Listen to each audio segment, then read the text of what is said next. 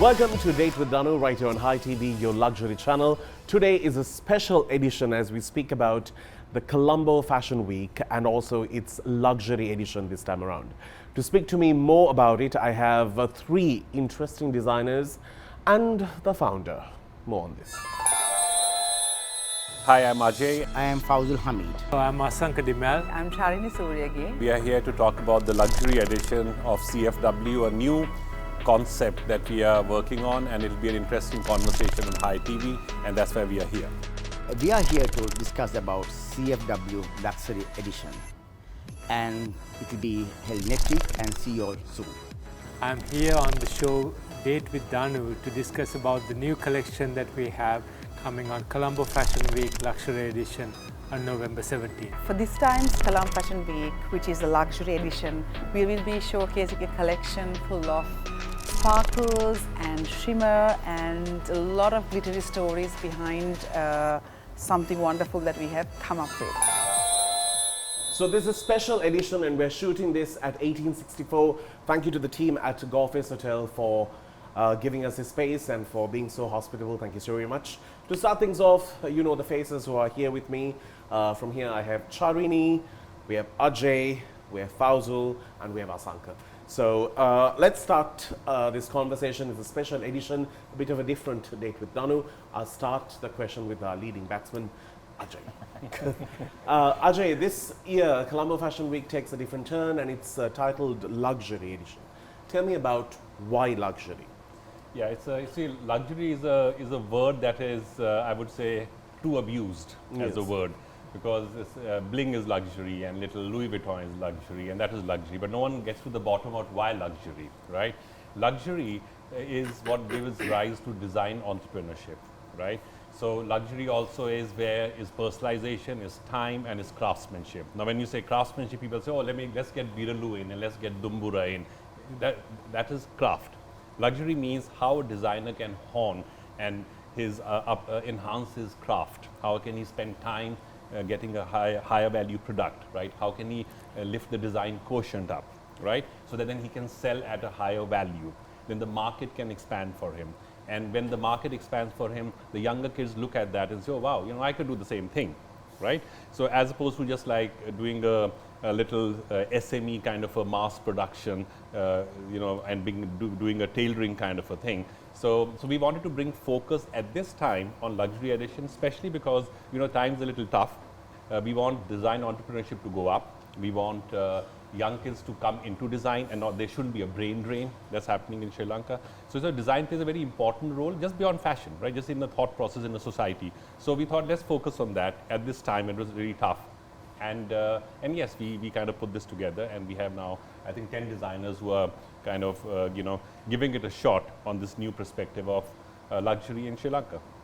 When you say luxury, do we sort of narrow it down when it comes to the purchasing point of the garment that we're going to see on the ramp?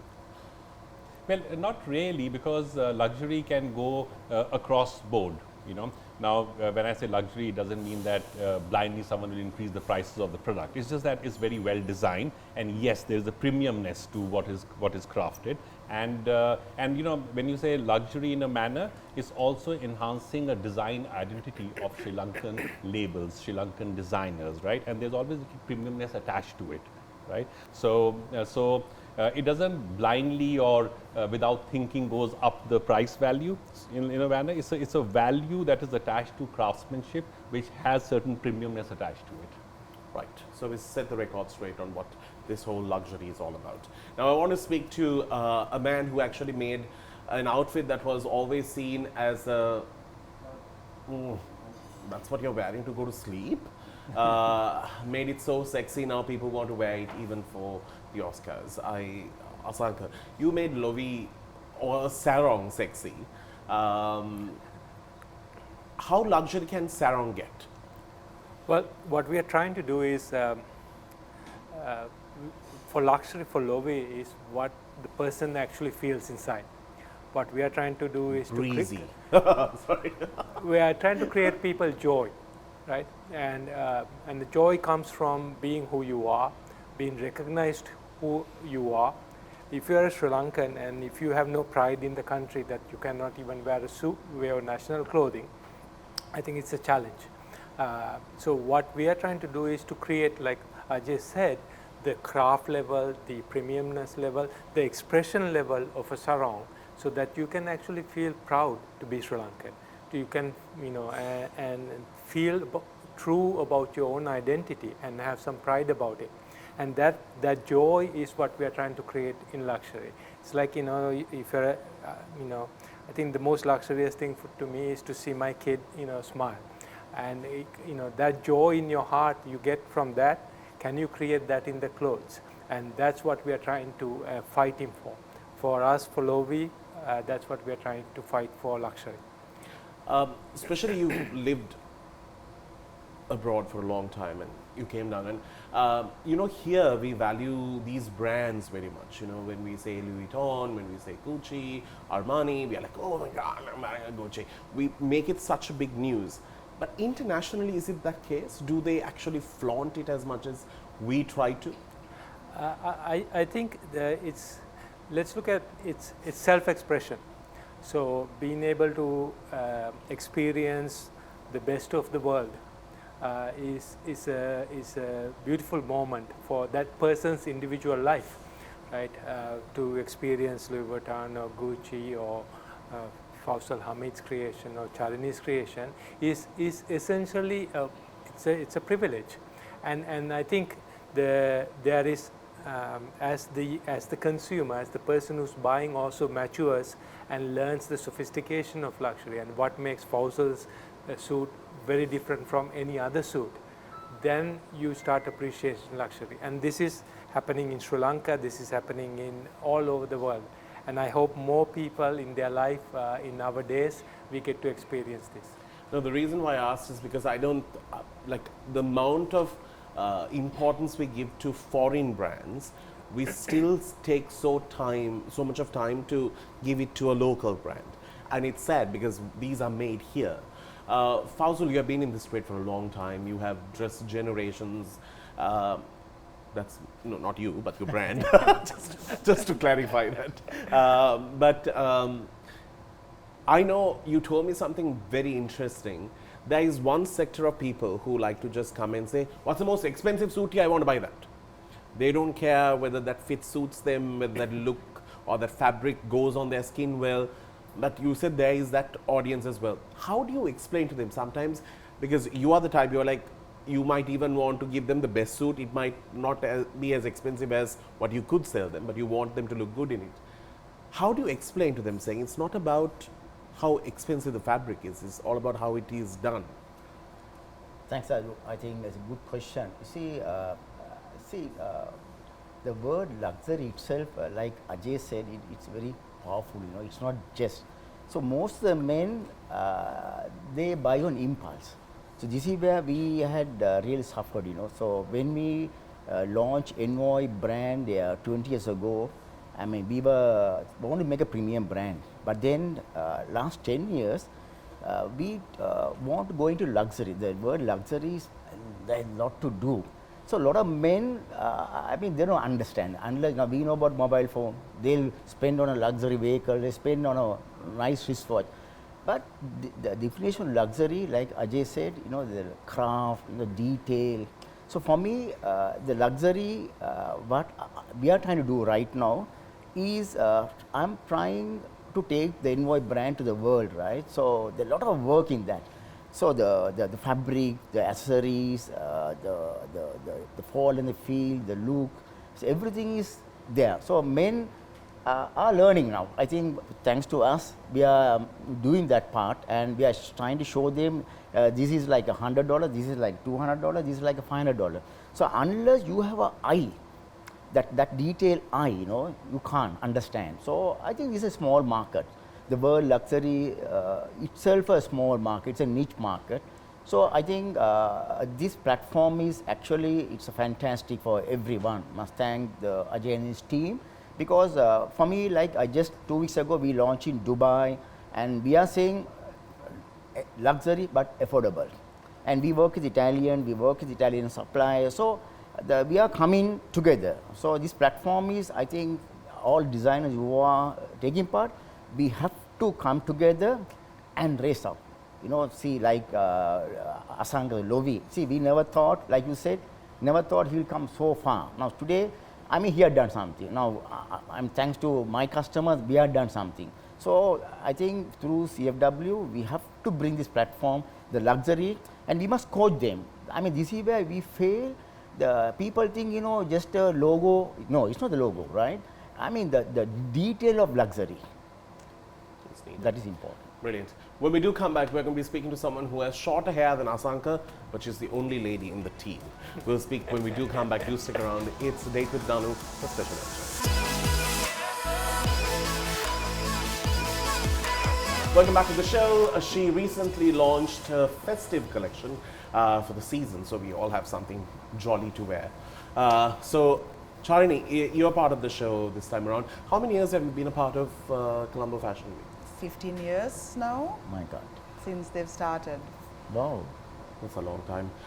Tell me, this year, you are known for a style. Your silhouette's always very flowy. It's not the whole uncomfortable. It's very easy, breezy, and comfortable. Very summer.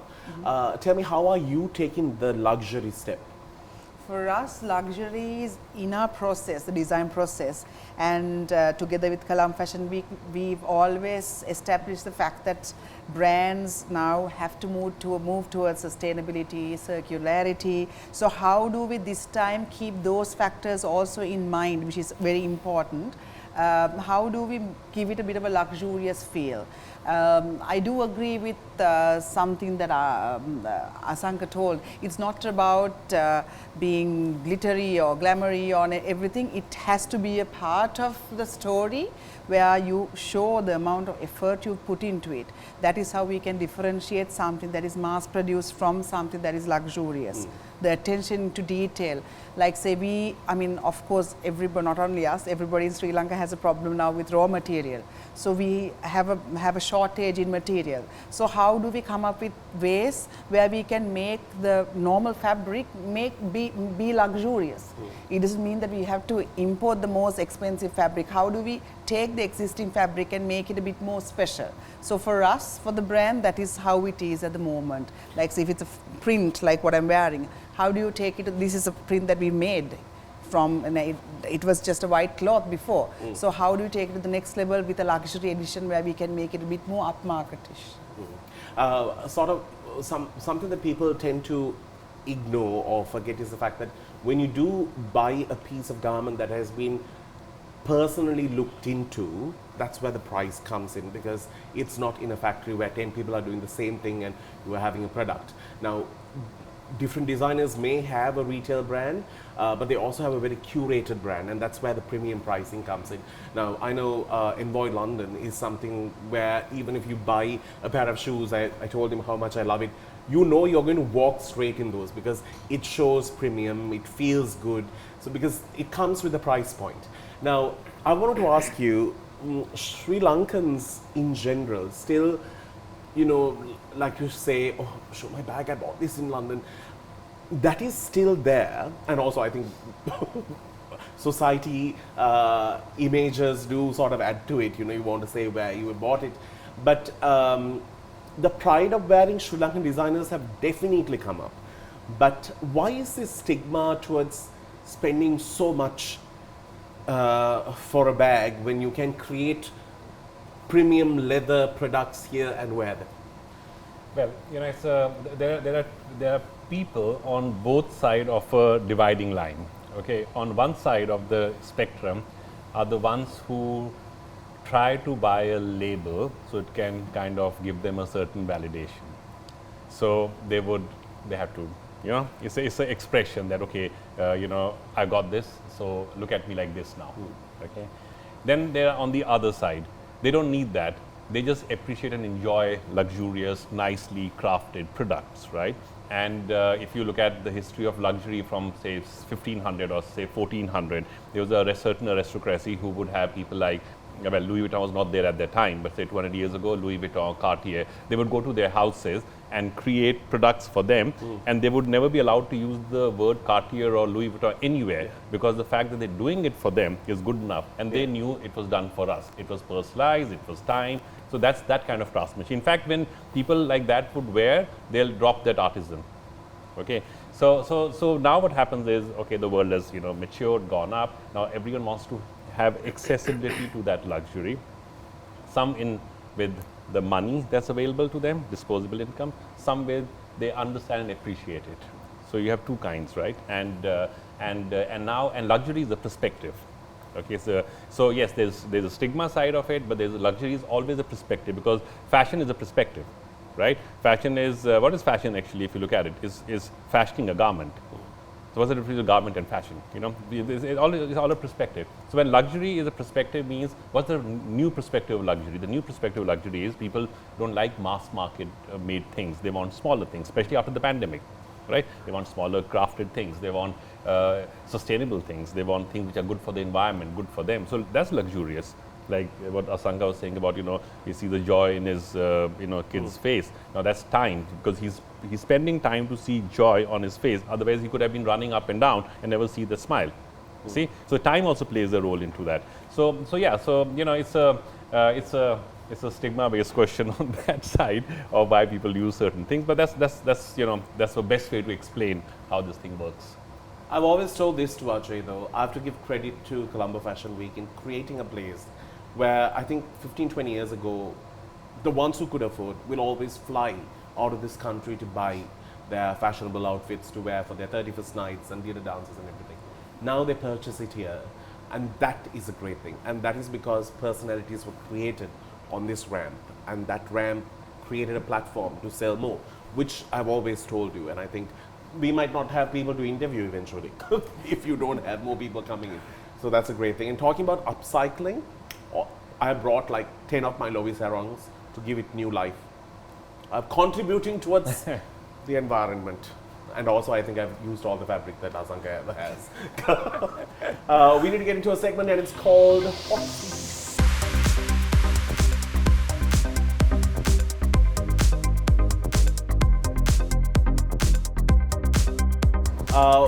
We have a segment and it's called Hot Seat, and you'll be walking away with a gift bag from Crystal. I'm just going to leave this here, this heavy bag. Right. I have some questions which I need to ask. All of you could answer. It's a joint process. All right, ready? Here we go.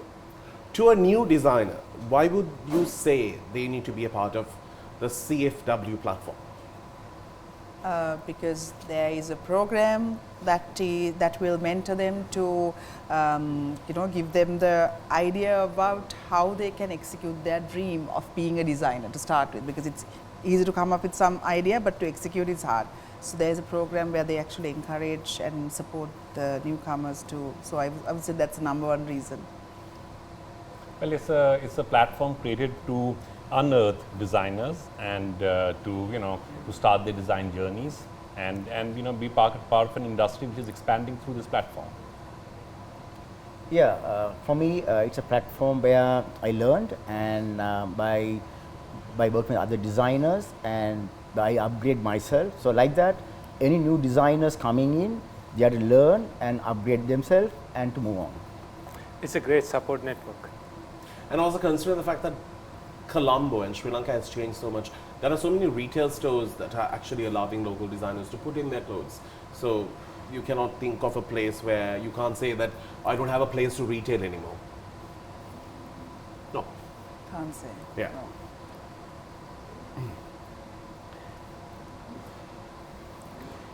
If all media gives CFW a blackout, do you think you'll have the current momentum going? How and why? I'll take that. I think it's important to report on this, because we are talking, we are creating. It can be a huge industry here. You're giving so many people employment. It's a national pride. So I am hoping that all of you guys cover a lot more of what's happening at CFW. And hey, everybody loves a good story. If this is an if question, but I'm waiting for Ajay's answer. Like, I have a good answer and a bad answer. Okay, tell me both. Tell the good and the bad. I know the bad one will just. Well, no, because what happens is media kind of reflects what's been, what's happening. Especially fashion is such a visual industry that even for trends to follow on and things like that, media plays a very important role. Like media gets created because of fashion. Instagram was created because of fashion as a visual thing, right? So it's and after 20 years there's a momentum that's behind the brand. And yes, it does get affected, but if Colombo Fashion Week were to collaborate with a fashion show at an international level, who would you choose to combine forces with? Lakme, Mercedes-Benz, Vogue. Vogue. Vogue, for sure. Yeah, both. I think these are all good opportunities. Just a good man. One thing you'll never hear Asanka say anything. He's always so neutral. Just, yeah, that helps. All right, this question is to Ajay.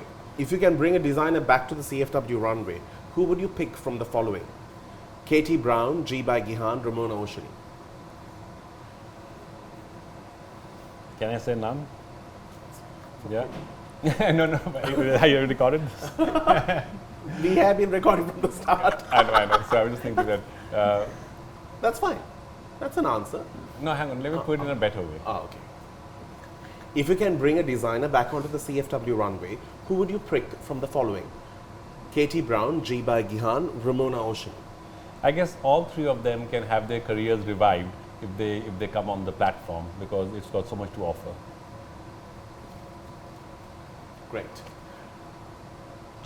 Finally, I must say, Ajay is the winner of this round. Well done, Ajay. Actually, most of the questions were written for you because Ajay took over the show and he made sure that everyone sat together. And so then we had a problem. So these questions were made prior. Ajay, I will give you this bag after because I sort of broke it on the way here. I didn't want to tell you. It matches your suit so well. Ah, yeah. I know. Can the brand be visible? What's written there? Because there's already a crystal on me. I'm the biggest rock you can find. All right, let's get into a break. We'll see you right after.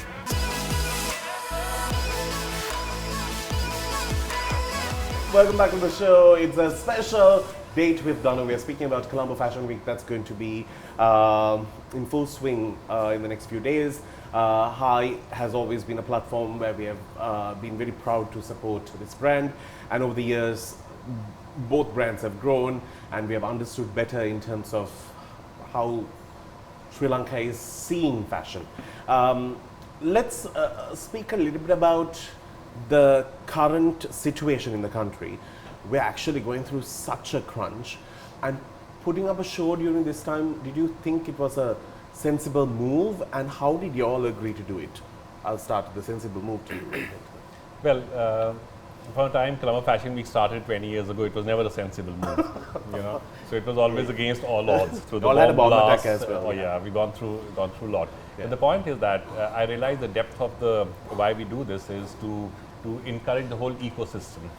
When people come out, there's a certain positivity. Designers come out with new collections. So there's a social aspect to it, and there's a development aspect to it, and there's also a business aspect to it. So yes, it was tough, right? And we had to kind of in a way realign our thinking to see what can we offer and how do we still, to me, one of the biggest things was there's a brain drain happening. So I said, okay, what do we do so that we, in a way, stop the brain drain and encourage them to be entrepreneurs in this country, because there are things to offer which can lift them up.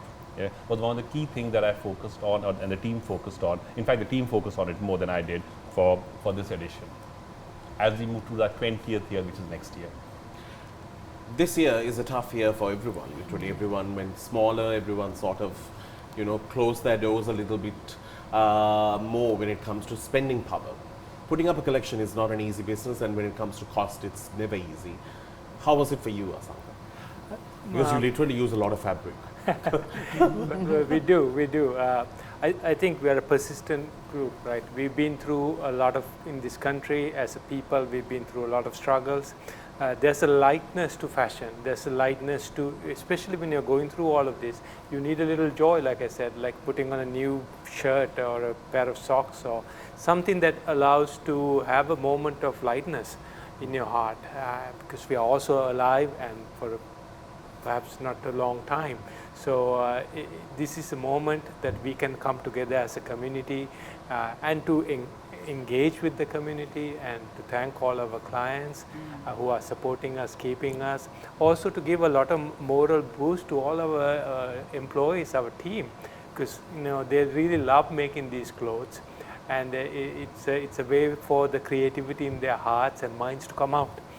So we are really looking forward to the show on November 17th, and yes, it's expensive, but we'll be okay. Yeah, because you can't cut your sarongs into half and call it mini loavies. You can't.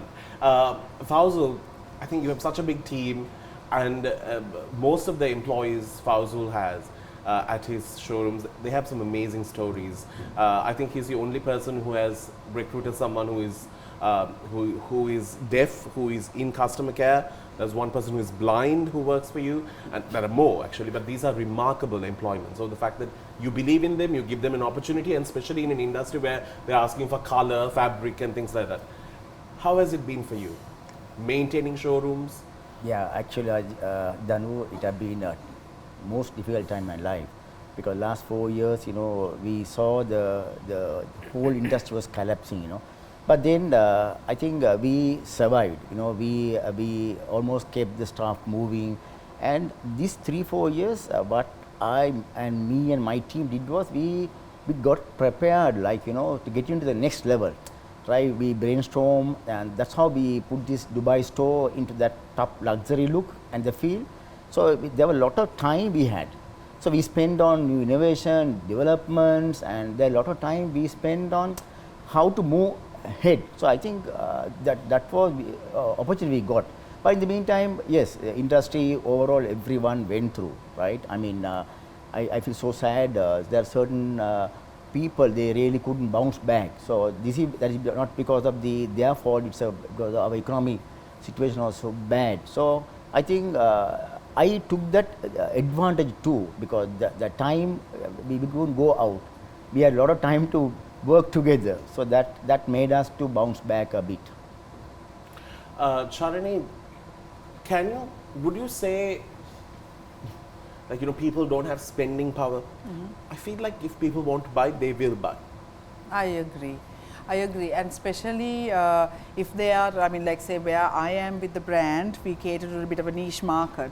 So they will actually understand the amount of effort that goes into manufacturing something, and they would also want to support something that is local from where I am standing as a brand.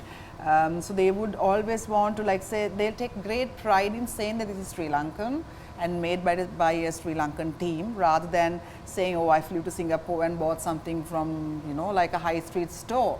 So they do that also, which is, there's no problem in it, even I would do that. But they do understand the effort that goes into something that is made in Sri Lanka, and understands that this is not you can't compare this with a high street brand. This is, you get a way better deal in buying a Sri Lankan one-of-a-kind piece than going abroad and trying to buy a one-of-a-kind piece. That's like, you can't even compare the difference in price points. So they are smart enough to understand that also. When it's customized, or if it's a bespoke garment, if you go to another country and try to buy it, it's something that is, it's going to be some crazy amount. So it's a mix of all those things together, where we do get the support from our local clients, and they do actually appreciate and understand what we offer as a team and a brand. So it's good. It's not as bad as of course there are challenges, but if you rise above and figure out how you can maneuver in this environment, I think there is always a way that you can survive. Yes. Because I feel like something that Sri Lanka never gets enough of is food and clothes. I think when it comes to any festival, whatever, however bad our economy is, and if there's no fuel, people have got to their favorite places. Like I live in Piliyandala, and getting out of Piliyandala during Aurudu is impossible. You rather stay at home because there's so much of shopping that happens. And we always wonder like, where is the money? But yet people, it's a moment to celebrate, and that's what makes us the island we are. We don't think of tomorrow so often. But I need to ask about one thing though. There's still a demand when it comes to this invitation for Colombo Fashion Week. And somehow people become enemies or friends or all of this when we do come back. Welcome back to the show, and there's always a demand when it comes to invites, Colombo Fashion Week. It's a struggle. People want to know where they sit, how they sit, who they're seated next to. These are all challenges that Ajai and his team has to work with every single year. How did this start, this want of where they are seated, how they are seated, where you all don't know this drama because you all are not there, and where they want to be seated next to, who they want to be seated next to. How do you handle this? Well, point is that it does take a bit of our time on that, right? But there's a team that does it, and our primary focus is how do we keep the show quality high, how do we keep the content high. We rather spend more time with designers seeing how the collections are going. So because it's a showcase of what they have created and worked. And I guess once you keep the content and the quality of the show high, there's always a demand for people to come and watch it. So we stay pure to that process. And have you ever thought of a ticketed show of CFW edition? Yeah, well, we did once in 2007 or 6. It didn't work because anyone who had cash could buy and come, right, and then buy the whole thing. So we were not getting the right kind of audience thing. for it. Yeah, so it was a trial once, and after that I realized never to do it again, right? So we don't really think too much about what you're saying about invitations and things. The idea is that we just keep the shows to a certain quality, and yes, I guess people have certain how do I say it, preferences. Yeah. And I've written multiple columns based just on the audience. Yeah, and it's quite it's fun to see, but I guess that's what it is. Yeah. Do you get calls prior to the show? Yeah, a few. Now you just don't answer. He doesn't answer. Yeah, Anyway, he I doesn't. wouldn't call Ajay. Oh, but now we actually see a tame version of Ajay. Ajay will say, call Fazina. That poor Fazina. And calls out there somewhere. We'll take too much of your time at the website. Yeah. It goes on and on like that. In terms of where we are looking at Sri Lanka from here, do you think the government supports these kind of platforms enough? I will start with you, Fouzul. Like you have been as a store as well. For some odd reason, Sri Lanka, like we have so much of talent that leaves this country in terms of even powerlifting. It could be for some kind of a chess competition. Nobody knows. They have bought their tickets by themselves. They've flown abroad by themselves. They're holding the Sri Lankan flag by themselves at the airport and taking a picture. But the government doesn't know. Nobody at the airport knows. Nobody knows. Tell me, why is there a lack of support? Don't you think that we could make this into a hub? If Singapore could be a hub to shop, why can't we be a hub to shop? I think, Danu, that's a fantastic question. See, I have told this. No, that was my moment to celebrate my fantastic question. Actually, I met the president recently. I just told him something similar. I told the cabinet minister when I meet them, why couldn't we pick 100 Sri Lankan brands? Right now, we went to Dubai. Like that, there are enough of brands we can identify and have a good sort of people who have the eye and the brain to understand brands. I think very sad they don't have the eye, they don't have the brains, right? I mean, I feel sad this country, now we opened in Dubai. Dubai, last 30 years I've been eyeing. I mean, we were very scared, I mean, this concept, after you opened, I was so proud, It's the Sri Lankans who put this total look and feel. Look at the overall look of the store and the product. It didn't come overnight, but when we go and tell this, in fact, last Sunday Times spoke about this. Then I saw President media's uploading a message on a certain platform saying that President has agreed to promote local brands. But then I think, see, this country, when I compare Dubai and Sri Lanka, we are a beautiful country. How Dubai came up, I mean, such a desert. Look at us, the beaches, the hill stations, the Yala, and all in just 3-4 hours.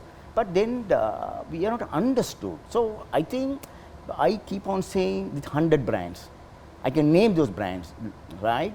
And if you bring them together, you can get $1 billion every month. So see, I can take Delma, I'm just saying for example, right? So like that, there are 100 brands. Now we went and we found, and we can bring monthly. But then there are a lot of red tape, there are a lot of areas which we cannot. So designers, they come in and they give up. Like Charini said, no fabric. Now he has a fantastic, Lovi has a fantastic, what can they do? There are limitations. So unless government come forward and give a quota for the local industry, here local, even you break down a machine spare parts, you can't import. The bank doesn't help, interest has gone up. So I think, you see, where was MAS 30 years ago? Where was Brand X 30 years ago? Myself, Ajai was in the morning, we were debating on this. A luxury brand to come, it takes 20 years at least minimum. So I think government must come forward. I think Kalam Fashion Week, Fashion Council, all designers must at least appeal and meet the cabinet. And those days we had a textile and garments industry minister. Now we don't have anybody. Asanka, you earned in dollars, your life would have been so much better. You demoted yourself to rupees, and from working in such a like a nerdy industry, let's put it that way, to this, do you see fashion like how a fashion designer will see it, or do you see fashion as a brand that you want to grow? Like, do you see it in forms of numbers? Actually, I was in San Francisco, in Silicon Valley Tech for a long period of time, and I don't see, even though sometimes the product you create are used by millions of people, what I learned is to focus on one person. We are creating a product for that one person. When you are using your email, you are just that one person, even though millions of other people use it. When you are using Instagram, you are using it your experience. So I learned that over a long period of time. And for Lovi or fashion or luxury, that is what we are doing. We are not thinking about all the people we are serving. When you come to our shop, we are thinking only about what you are wearing, what is the most best thing that we can do for you. So that focus is there, whether it's in tech, whether it's in fashion. To me, it's a natural way I am trained to think. Any regrets of moving from dollars to rupees? No, not at all. There's always minor setbacks with currency or this or that, but life, there's more pleasures that are, beyond all of these. And I think I certainly don't want to have regrets when I'm, in my deathbed. So this is something dear, and I feel proud and privileged to be able to do, to sit among these people and to talk with you and to share these ideas about creating a new life for Sri Lanka is such a privileged opportunity for me. I wouldn't trade it for the world. Ajai, when you started Colombo Fashion Week, did you think the journey will go for 19 years, going into 20? No, I wasn't sure. I didn't even know if it would go like next couple of years from the day I started, because it was so tough.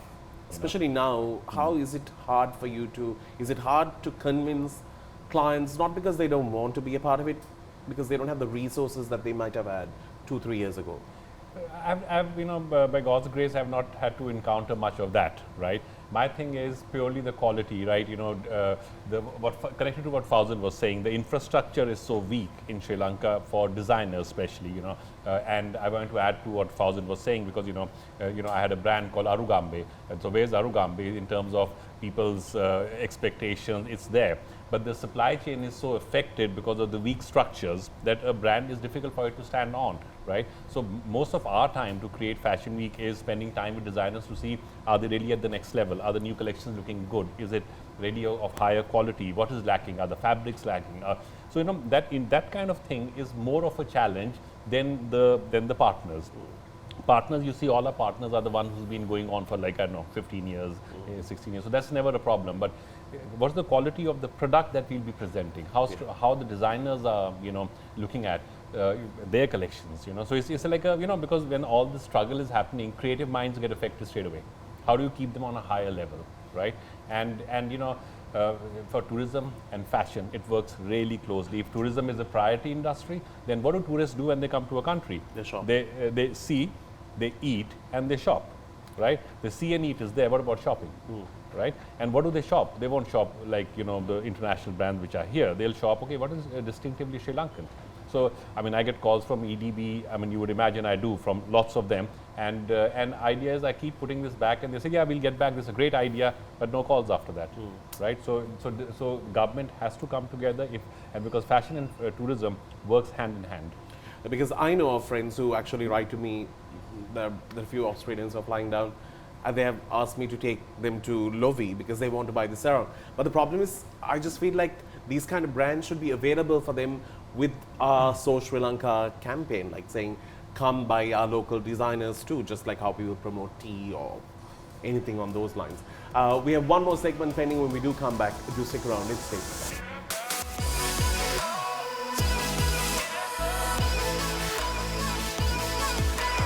Welcome back to the show. It's our final segment, just speaking about what you have to expect on stage. If you're not going to be at the show, no worries. You can see it on Hi. You can see it across all print media, so you have nothing to worry. Charini, I just wanted to ask you, would you give us a little teaser in terms of your inspiration? You were telling me last time it was me, but what's for luxury? Yeah, we moved away from you, and this time we thought we'd come up with a different inspiration. So it's a lot to do with, let's say, we'll just tell a little bit, Yeah, you know, small, like not the whole small, thing. like So let's say that we are ready to dazzle and sparkle this season, but I like a little bit of a rock theme also mixed to it. So that's where we are heading with the collection. Glamorously rocking it. Yes. Okay. Fouzul?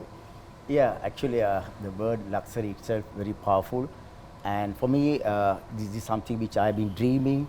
And for us, this show is going to be something which we are trying to show that the real look and feel of luxury by using the best of the fabrics, like the finest wool with silk blend, and more for ceremonial wear. You know, it's mainly for grooms who wants to look very powerful, because most of the time the bride is looking more powerful. So this time we want to bring that groom into He that just looks level, like top level and you know, from the accessories to the total look and feel. So to get the luxury feel, like Ajay said, the craftsmanship, that the detail, the fabric, the accessories, everything has to blend. So a lot of work is brought in. I hope coming week that will be something which I can take you to the next level, and we are trying to call that a global wedding collection. Oh wow, that's amazing. Asanka. Well, our collection is called Shine, and I think all of these, you know, difficulties over the last few years have made us a little bit softer as a country, as a people. I think we are dealing with each other much more tenderly, and we wanted to kind of capture that kind of essence of what it is to be Sri Lankan today, and what it is to yearn and have a hope for a better future as Sri Lankan. So that's what you will see in this new collection. It's more subtle, more supple, more softer collection, and with a lot of bling. Brilliant. Now I have to speak to Ajai about something interesting. This time when I called him, I was like, I'm taking a bit of a back seat this time because I want to give resources to designers, fabric and things like that. You have gone into a more of a infrastructure level when it comes to fashion, and also school, so much that you're doing these days. Tell me about fabric making in our country. We used to do so much at one time, and now when the kings were ruling, they were us. Yeah. So yes, it's a. So earlier so there was Colombo Fashion Week, and I would focus in the front end because there's Arugambe and Pigeon Island. By the way, I own all the slippers. Yeah, that all was the colors. I must get those colors back. Yes, I used to wear yellow, blue, different colors. All that. So that was that time it was like, can this be an inspiration for Sri Lankan labels to start? Sure. That's why LICC and all came at that time, right? So it was more in the front end to say, look, designers can launch labels. And I realized over the years what affected the most for designers to go in front was the infrastructure. So being our 20th year, which is next year, we have started now working on the infrastructure, the back end that could support young designers to go on. So how do you support young designers? A good thought process. So we came into education, right? So we launched, CW has launched in partnership with SLIT, College of Fashion Design, which is working with universities in Milan, London, New York and Paris, the design capitals. So how do we have a designer who's like completely well-rounded in terms of education? Then you're working on fabrics. Now fabric is an important partisan identity of a country, right? And Sri Lanka has really lost out on that. So we are actually working on creating sustainable fabrics now, and with the fibers available in Sri Lanka. So that's also part of as we approach the 20th year. And then, so these two are, and there's one more which I will reveal more soon because we're working on it still. So these three initiatives or verticals that CW will get into more will help set up an infrastructure for young designers to come so that there's no brain drain, right? They are well-rounded, they're strong, they can sell in Sri Lanka and internationally, the fabrics available for them and sustainable fabrics so that, because CW always believed in sustainability in a very strong way. So all that is what we bring into fruition now as we go on. Right, especially in the 20th year. Brilliant. All right, it's time that we wrap things up. Would like to say a big thank you to everyone who's here. I must say, Asanka dresses me so often and always so welcoming. And if you enjoy local clothes, please do go. My sense of first suit and what button to wear and what button not to wear and why should it be a two button, why should be a single button was all taught by this man who is here, always so supportive, up to date. Charini I have known for so long, from her fine lingerie collection to her fashion. Why can't you get into lingerie as well? And just you or No, like just I will look for confidence. because she's such a brilliant your first collection was lingerie. Yes. Yeah, I'll never forget that. It was excellent. And of course, Ajay, I've known him from his grumpy days to the days he had a little bit of hair to now. It's Tamer there, it's version. there. Yeah, Tamer tamer version. Actually, this is so much better. Yeah, anyway, on that note, thank you so very much. We are super happy to be a part of Colombo Fashion Week, the luxury edition. More on it on Hi very soon. Till then, you keep smiling. It's a wrap. Thank you for joining us on the show.